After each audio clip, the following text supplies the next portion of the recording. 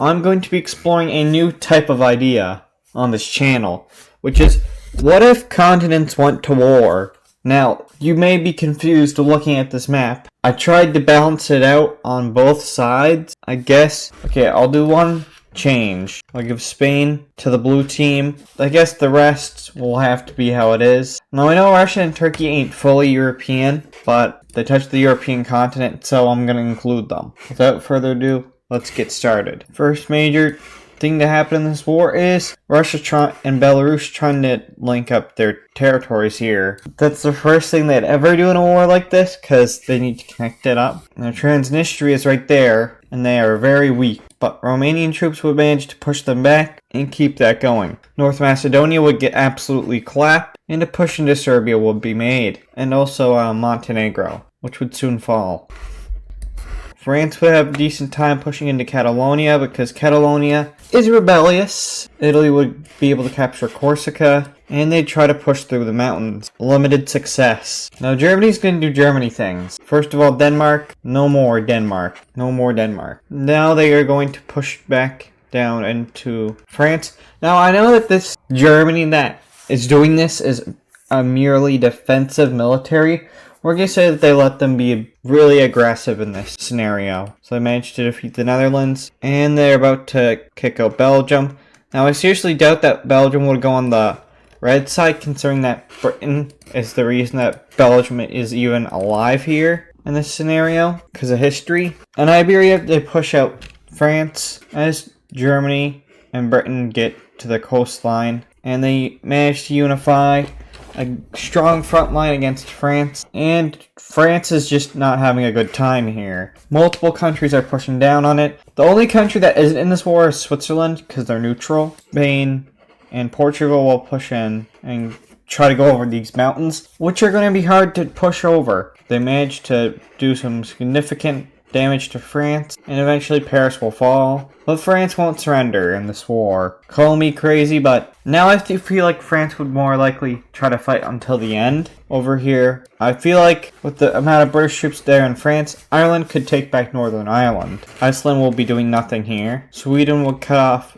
Norway from Norway, as they want to capture oil. They managed to get all that territory to surrender, and they decide to push down. Before they reach a stalemate, they manage to link up a front in France, and before they know it, France will finally have to surrender. Yikes. Now this war is looking so one-sided, but we'll see how it goes because they have a really strong country called Russia. But I'm going to be how it is in modern day and say that they're not the smartest with it. Serbia will be getting pushed into, and so will Hungary. Bosnia will be also getting invaded, and the Balkans are just getting clapped by the red team. Now all their blue team troops are going to be spread down here, which will cause it to become much more of a stalemate with a bit more pushing back. So yeah, that front will now be a stalemate. Now the Caucasus, technically Georgia, could be technically counted as European. I don't count it that way. But finally Russia will go into Ukraine and has limited success because we know what happens. But Belarus will try to help, but nothing too major will happen here. They decide to help out, and they capture a key city of Odessa from Ukraine, which is surely a great blow, but Ukraine isn't the type to surrender. Over here, Russia will push into the Baltics with the help of Belarus.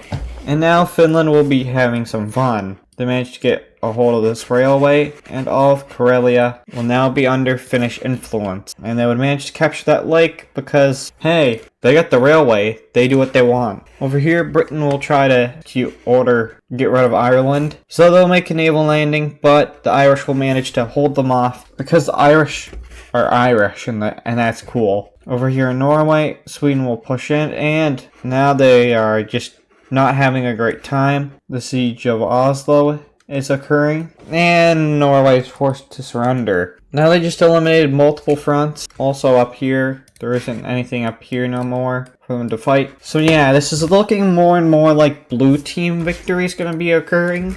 But we still got much more to go. Let's get back to the fighting. And the Balkans, the front line will finally go, but into the red team's favor. allowing them to push really far in. Now Croatia and Slovenia will fully fall over to the red team, we'll just say, not the Balkan League. Hungary will get pushed into, and Budapest will get captured, causing Hungary to surrender. Yikes. A huge blow towards the blue team. Over here in Ukraine, they would manage to link up the front line down here and push further in. Now this is probably me being more favorable towards Russia, as they're strong, sure, but they don't know how to use their strength properly, at least in Ukraine. But we'll say I'll give Russia a bit of a boost for this video so that they can have a chance to manage to capture Kyiv, and finally Ukraine will surrender over. The Baltics will get more invaded, but Finnish troops are now arriving down there, as well as Swedish and all those Nordic troops, very necessary. The Finns will start pushing down to try to capture a major Russian city. Leningrad? Petrograd? One of those names. And they'll also manage to link up those front. They'll also manage to push through here. But since that's too cold, they have to retreat back to here. But this might seem immoral, but the blue team will use the first nuclear bomb. Each side will only be able to use one nuclear bomb in this whole video. Now where will they do it? Of course, Moscow, which is around there. The leader's dead, but a new government will be put in place. That's their nuke done. That might have just given the red team more of an advantage. Where will the red team nuke? Paris. They used to be on your side, I hope you realize. Oh well, I guess nobody cares. But with that confusion, the blue team manages to push back and they make significant ground here. And they push into Ukraine, hoping that they can once again have control over it. But now they'd be reached with another stalemate after they do some more in the Balkans. They're yet again reached with another stalemate on the front. Well, with massive amounts of troops flooding into Northern Ireland, Ireland is no more. I'm so sorry, Ireland. I love Ireland. But I gotta keep this scenario going. The Russians would manage to push them back here so that they can't capture the key city. And they get all of Karelia back, and they'd start to push in up here. They'd start to push in here too, but they wouldn't be able to get that far because Finland is Finland. They managed to get Belarus all the way back, and now they're mobilizing all their troops that they can get their hands on. And with that, they steamroll down the Baltics and take back Kaliningrad. And now they have two goals: back Ukraine, make them surrender again, and capture Warsaw. But with the troops depleting now, they have to be more strategic. They managed to kick back Ukraine and get Romania back, cause Ukraine to fall, and they get Serbia and Bosnia back onto the red team. Usually I don't use nukes in my scenario, but I figured that would be a cool idea. But I feel like the new leader would be more, militarily smart than Putin, so yikes. They really did themselves down with this one, but no matter how militarily smart you are, you can always still lose wars. Just ask Napoleon. But they managed to push in, and Helsinki does not fall. Helsinki is fighting strong. In fact, they managed to push them back. Good amount of troops pushed back, and they re-liberate Poland for the first time, I guess. Now this war is looking like it's going absolutely nowhere. It's just a stalemate between the two. So they will do something really controversial. Not as controversial as nuking, but they're now going ham. A whole bombing raid. No nuclear bombs. A bunch of bombing raids all over here, allowing the blue team to gain a significant amount of ground. Now that's not how bombing raids work, but it will be for this video. Don't take me too seriously, guys. Albania and North Macedonia will fall, and a push into Greece will be done. Of course it's by Italians, so it won't work. But now the blue team is now getting more favoritism by me. And now Ukraine will be having some rebellions, especially around Kyiv and Crimea. The rebellions eventually link up, and Ukraine will be brought back from the dead. From here, Romania will be forced to surrender over, and Bulgaria will decide to listen too. Now it's not looking any good for the red team. They are, about to die. Belarus gets a coup and they switch sides. They eventually get all the Baltics back. And now a giant push into Russia is being done. They have to pull out all troops. This is their last ditch attempt of surviving after all. If they knock out Russia, then I'm pretty sure Greece and Turkey would surrender as well, because knocking out Russia is a major achievement. Now they are looking towards a Moscow that is absolutely in rubble, but they managed to capture a good major city elsewhere. They once again get a hold of the Karelia Railway, which will once again be back in their hands. And they once again push in. The Russian troops are probably very tired of fighting, so they probably managed to do some significant grounding here. Now Turkish troops are probably flooding this way to hold it off, so they won't get any further into sort of the Caucasus area. They will get further up here. Now Russia,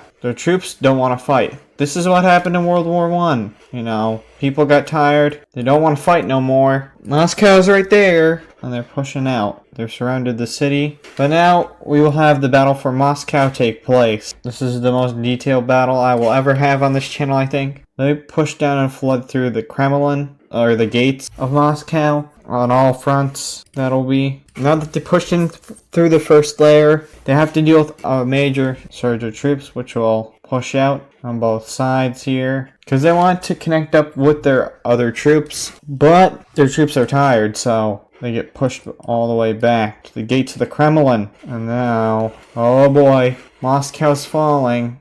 The leader eventually commits nonocide. Moscow has fallen, and Russia is surrendering. With this, Turkey and Greece will surrender. Now we have to redraw the borders of Europe.